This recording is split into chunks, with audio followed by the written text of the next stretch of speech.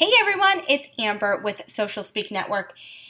I wanted to share with you some social media tips that can help you be a little bit more successful with social media. We get asked these questions all the time. What can I do? How can I increase my ROI? What's working? What's not working? So get a pen and paper and let's go through these tips.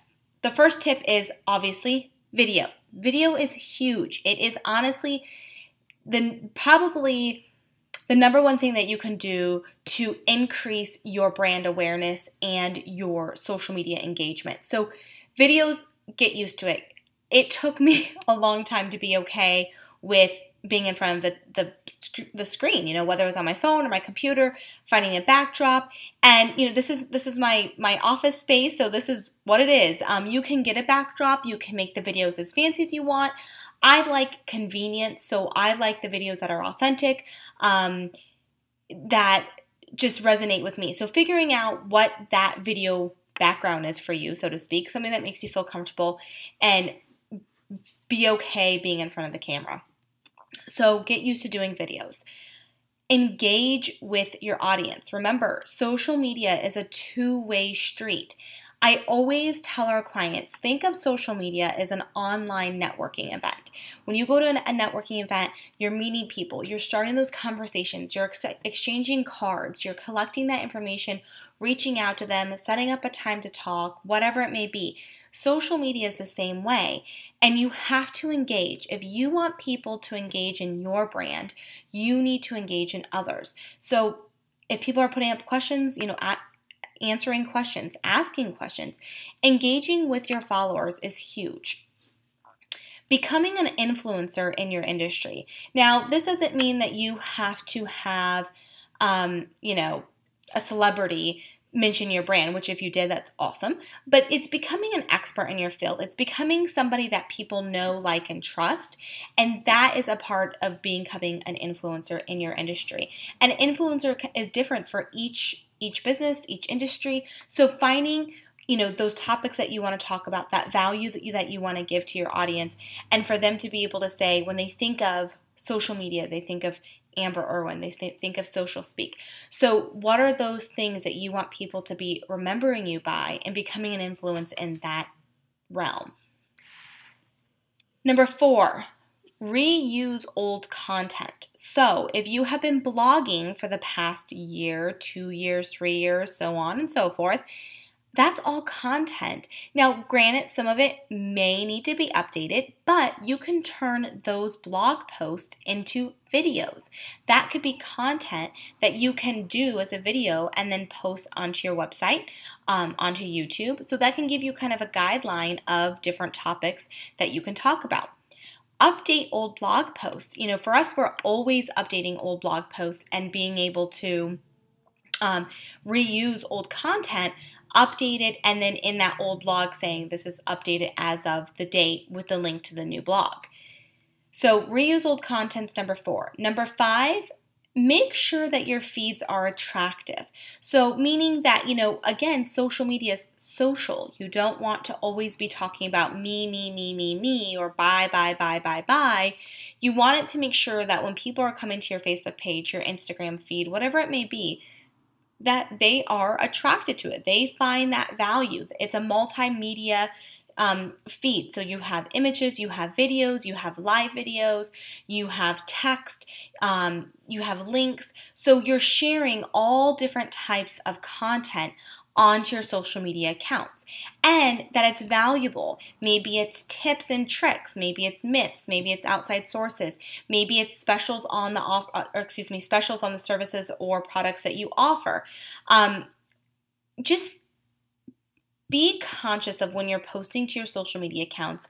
Unless it's just your own personal one, it's all kids and family and fun, that's okay. But your business, you need to have that value. Keep in mind that 80-20 rule that we've talked about before.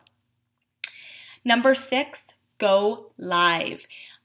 This is, I think, harder than creating a video because just today my camera was acting up and it took me 5 times to get this one video. So going live can be a little bit more nerve-wracking because We've had times where, we hit that close to that 30-minute mark and then our live video just stops and we have to get back on and connect again and then try to go for another 30 minutes. So keeping those live videos between, that 5 and 10-minute mark, but taking advantage of them on Facebook and Instagram. And especially if you have a group, there's a lot of groups out there that are doing live videos to really engage and interact with their followers. So take advantage of those. Facebook loves when you do live videos, and that's a part of their algorithm. The same with Instagram. The more tools that you use from Facebook and Instagram, the more, popularity stars you're going to get in that. You're going to kind of go up in that algorithm. So go live as much as possible.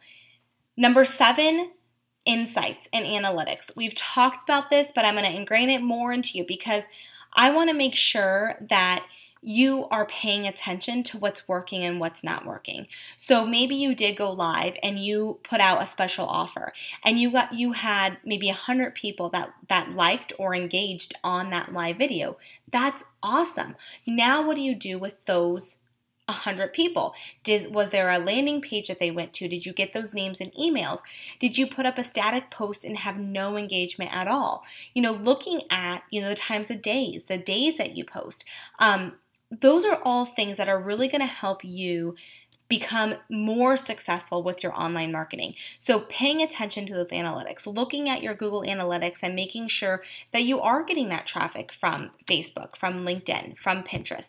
And if you have Instagram, maybe create, you have the link in the bio, but maybe create that link, a custom link that then goes to a page so you can track that data to that page so you know how many people have come from Instagram. The 8th thing I want to talk about is mobile. We are always on our phones or have our phones close to us, and most of the time people are shopping and doing their social media from their mobile devices. So you want to make sure that all of your profiles are mobile friendly, meaning if you have a Facebook group or a page, you want to make sure that your content's in the middle. So they're seeing this. If your content's over here, see, you can't see it. Can't see it. It needs to be in the middle. So making sure that your profiles are mobily optimized so people can get the content that they need to get. And a bonus one is, remember, it's social media, meaning we need to be social. If you have more than one person on your team, meaning maybe you have a business partner, you have a couple people that work for you, utilize their brain to see what are their thoughts, what are topics that they think that we should be talking about. Utilize them. Maybe you take turns. With Caitlin and I, with Social Speak, we divvy it up. Okay, I post 3 times a week. She posts 2 times a week. Next week, we change it. So if you have a partner or you have a team, utilize them. Everyone should be a part of this because you'll notice that, Buffer does a great job of having different personalities and different people. So each person in the company has a role in the social media. And I feel that if you are, a medium-sized or large business and you have those people that really understand your brand and the business, and each person's going to have a different way of thinking and different topics and different ideas. So come together as a group and really look at how can we benefit from this?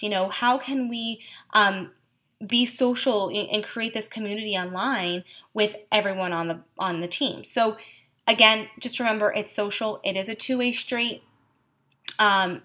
Use these tools, try them out, because I feel with social media, it's changing so much. And as business owners, 2 years ago, we could have just had our social media manager or our marketing director, whoever was in charge of our social media, be okay with it and not have to touch it. But now it's changing so much that, the business owner needs to be aware of what's going on. And a lot of times, the business owner is the one that's doing the social media as well. So knowing what's going on, being able to use these tools to really figure out that strategy is huge. So I hope that those tips for social media success will come in handy. And if you have any tips that have worked for you that you would like to share, please let us know. socialspeaknetwork.com.